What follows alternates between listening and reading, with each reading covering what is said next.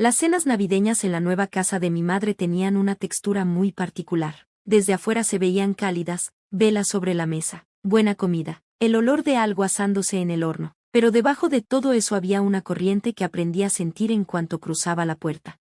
Mi madre se había vuelto a casar 2 años antes. Gerald era el tipo de hombre que llenaba una habitación con su voz antes de que su presencia terminara de asentarse. Tenía opiniones sobre todo, las soltaba sin que nadie se las pidiera, y de alguna manera había decidido muy pronto que yo era la única persona en la mesa que necesitaba la mayor cantidad de consejos no solicitados.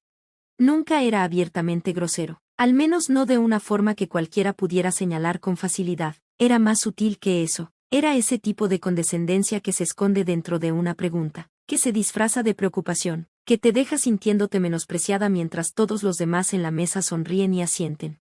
Esa noche, todas las sillas estaban ocupadas. Mi madre estaba sentada a la derecha de Gerald, su hija adulta, Portia, estaba justo enfrente de mí, con su esposo a un lado. 2 de las hermanas de mi madre ocupaban los asientos restantes. La conversación empezó como siempre, ligera, fácil, todos poniéndose al día con temas seguros. Me permití respirar un momento. Debí haber sabido que algo se avecinaba. Empezó justo antes del plato fuerte. Gerald dejó su copa de vino y me miró con esa inclinación familiar de la cabeza, esa que decía que estaba a punto de soltar algo que ya había ensayado. Entonces, Serena, dijo con un tono deliberadamente casual, ¿sigues en lo de freelance? Mantuve la voz firme. Sí, me va bien. Él asintió despacio, como asiente alguien que ya está escribiendo su siguiente frase y en realidad no está escuchando la tuya. ¿Y los clientes son constantes? Porque sé que ese mundo puede ser impredecible. Dijo la palabra impredecible como si dijera inestable. Portia sonrió sin levantar la vista de su plato. Gerald antes hacía consultoría, así que él sabe. Sí, pero es distinto, dijo Gerald, haciendo un gesto con la mano. Yo tenía infraestructura, apoyo, tú estás allá afuera sola, Serena. Eso exige cierto tipo de tolerancia a la incertidumbre. Varias personas en la mesa soltaron esa risita baja y cuidadosa que en realidad no es acuerdo, pero tampoco se atreve a ser desacuerdo. Mi madre levantó su vaso y no dijo nada. Hice una pequeña señal con la cabeza. Me las arreglo. Eso debió haber sido el final, pero Gerald no era un hombre que supiera detenerse. Yo nada más creo, continuó, dejando el tenedor con una paciencia ensayada, que llega un punto en el que tienes que preguntarte si lo que haces es una carrera o un mecanismo de supervivencia. Sonrió cuando lo dijo, literalmente sonrió. No hay nada de malo en dar un giro, irte a algo con estructura de verdad, con potencial real de crecimiento. Portia ladeó la cabeza con gesto comprensivo. No está equivocado, yo casi me fui por la vía independiente después de la maestría, y qué bueno que no lo hice. Su esposo asintió. La estabilidad importa. 2 de mis tías intercambiaron una mirada. Una de ellas dijo con suavidad. Ella siempre ha sido la creativa. Como si eso explicara algo desafortunado. Gerald se recargó en la silla, satisfecho. Exacto, creativa, que es muy bonito, pero lo creativo no siempre se traduce. La mesa siguió adelante. Alguien volvió a llenar una copa. Alguien más cambió el tema a algo sobre la remodelación de la casa de un vecino. El momento se deshizo, absorbido por la calidez del lugar, como si no hubiera pasado nada importante. Pero yo había escuchado cada palabra, siempre lo hacía. Bajé el tenedor despacio. Durante 3 años de cenas había absorbido comentarios así y los había dejado pasar a través de mí. Me había dicho que corregir la versión no valía la pena, que ciertas verdades era mejor guardarlas en privado, que la opinión de Gerald sobre mí no tenía nada que ver con lo que realmente era. Pero sentada ahí, viendo a mi madre mirar hacia otro lado y no decir nada, viendo a la mesa soltar una risita suave ante un comentario hecho a costa mía, algo dentro de mí dejó de calcular el precio de hablar. Miré directamente a Gerald. Debió haber notado que algo cambió en mi expresión, porque se quedó a medias en un sorbo. ¿Traes algo en la cabeza?, preguntó, divertido. Solo algo que dijiste, respondí. Mi voz era tranquila, completamente tranquila, sobre que lo creativo no siempre se traduce. Sonrió, esperando que me echara para atrás. Es solo una observación. Sí, acepté, solo que no es una observación correcta.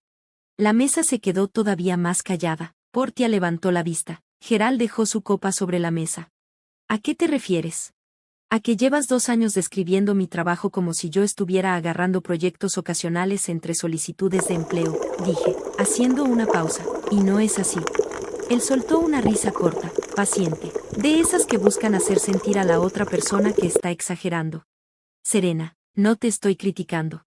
Sé lo que estás haciendo, dije, todavía en voz baja, nada más estoy aclarando lo que realmente hago. Lo miré con calma. La empresa que has estado llamando, mi trabajito de freelance, lleva operando 4 años. Yo no trabajo para clientes, Geral, yo dirijo la empresa, es mía. Silencio. No el educado, el real, ese en el que la gente deja de masticar. Geral se recompuso rápido, estaba acostumbrado a recuperarse.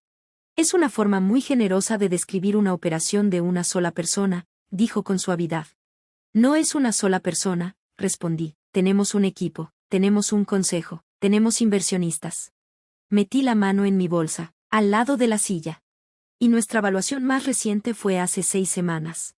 ¿Qué estás haciendo?, preguntó mi madre en voz baja. Mostrándoselo, dije. Saqué mi teléfono. Abrí el documento que jamás pensé que necesitaría usar de esa manera y lo dejé plano en el centro de la mesa. Nadie se movió por un momento. Luego Portia se inclinó hacia adelante. Sus ojos recorrieron la pantalla. La cifra en la parte superior del reporte de evaluación no estaba escondida, ni resumida, ni suavizada. Ahí estaba, como están los números de verdad, claros, sin disculpas. Su expresión cambió. Geral fue el último en inclinarse, leyó una vez, luego, casi imperceptiblemente, se le fue el color del rostro. No de manera dramática, Geral era demasiado contenido para eso, pero estaba ahí, la mandíbula tensa, una quietud que reemplazó la facilidad con la que había cargado toda la noche. Esto es, empezó. Actual, dije, de hace 6 semanas. Mi madre se quedó viendo la pantalla. Serena, dijo en voz baja, y no pude distinguir si era sorpresa, culpa o ambas. Portia se recargó en el respaldo de su silla. Estos son 8 cifras, dijo, casi para sí misma. Sé lo que es, respondí. Nadie habló por un largo momento.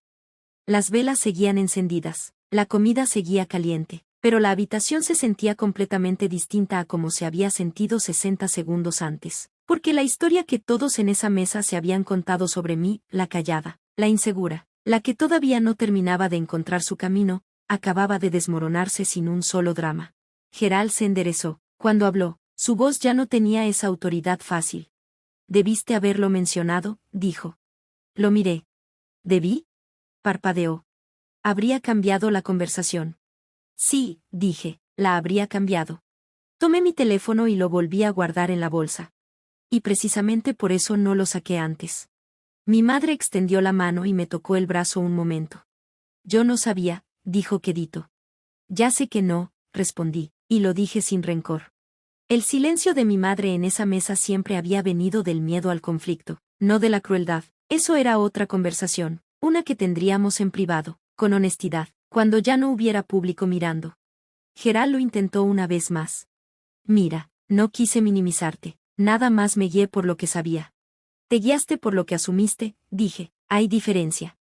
Portia estaba viendo su plato. Su esposo llevaba varios minutos sin hablar. Mis tías, que antes habían soltado la risa, ahora se concentraban en su comida de la manera específica en que la gente se concentra en la comida cuando quiere parecer ocupada.